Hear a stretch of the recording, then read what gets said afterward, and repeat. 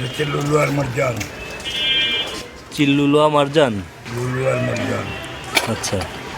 জহুরা পাথর। জহুরা পাথর। মরিয়াম ফুল। দর্শক, আজকের ভিডিওতে আপনাদেরকে দেখাবো আফসার শেখ চাচা দীর্ঘ ৩৬ বছর যাবৎ এই অষ্টধাতুর আংটি তৈরি করছেন মানব সেবার কাজেই একই জায়গায় বসেই তৈরি করে যাচ্ছেন। আমরা এখন চাচার সঙ্গে এ বিষয়ে কথা বলবো। চাচা, ভালো আছেন আপনি? আলহামদুলিল্লাহ ভালো। আপনি এখানে কি কি উপাদান ব্যবহার করেন এই আংটিগুলোর তামা, ক্ষেত্রে? লোহা, দস্তা, সীসা, রাং, পিতল, রূপা। আগে স্বর্ণ দিতাম, এখন স্বর্ণ দিতে পারি না, এখন যে ব্রঞ্জ। আচ্ছা এই মোট 8টা ধাতু দিয়ে আংটি তৈরি করে পারদ দিয়ে শোধন করে এই আংটিগুলো দেওয়া হচ্ছে। আচ্ছা, এর কার্যকারিতা কি কি?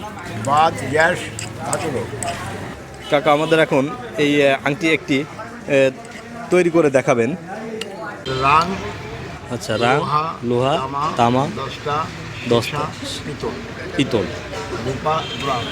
আচ্ছা, এখানে রূপা এবং ব্রোঞ্জ আছে, এই যে ছোট একটা টুকরো ব্রোঞ্জের।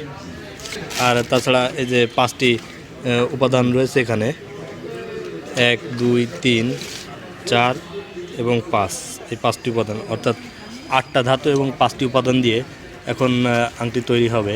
এই আংটিগুলাই ধাতু রোগ, অশ্বরোগ, অ্যালার্জি, তারপর গ্রহ নক্ষত্রের যে সমস্যাগুলো থাকে সেই সমস্যাগুলো সমাধানের ক্ষেত্রে চাচা দিয়ে থাকেন। চাচা, আপনি এই আংটি ছাড়া আর কোনো জিনিস তৈরি করেন নাকি? ভাই, আমার আংটি আছে মাত্র।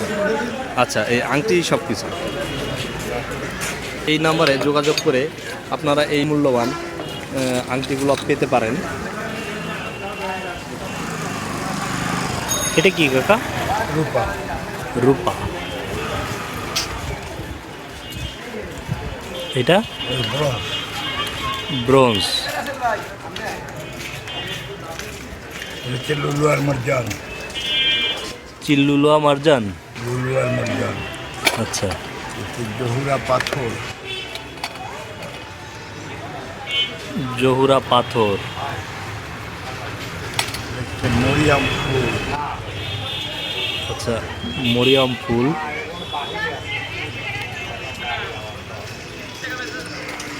লজ্জাপতি। আচ্ছা, লজ্জাপতির শিকড়।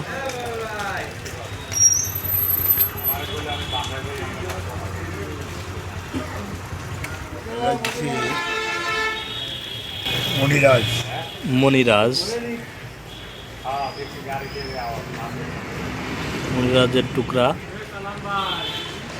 এই 8টা ধাতু, আচ্ছা, 5টা দ্রব্য। 8টা ধাতু এবং 5টা দ্রব্য।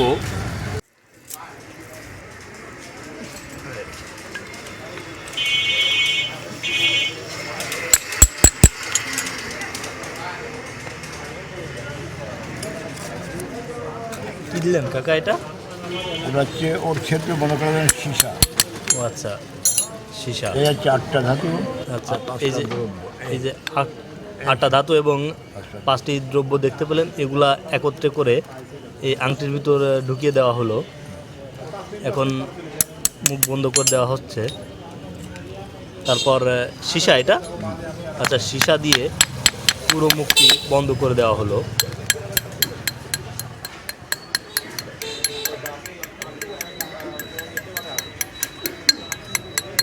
দেখুন, পর্যায়ক্রমে এটা বন্ধ হয়ে গেল। এটা পারদ দিয়ে শোধন করে দেওয়া। আচ্ছা, এটা পারদ দিয়ে শোধন করে দেওয়া হচ্ছে, একেবারে চকচকে হয়ে যাবে। এই যে পারদের অংশ।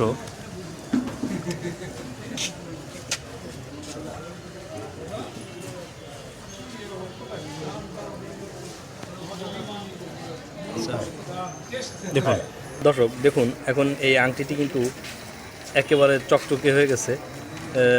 পারদ দিয়ে ঘষার কারণে উপর অংশটা পুরোপুরি চকচক করছে এবং এইটি একটি পূর্ণাঙ্গ অষ্টধাতুর আংটি তৈরি হয়ে গেল।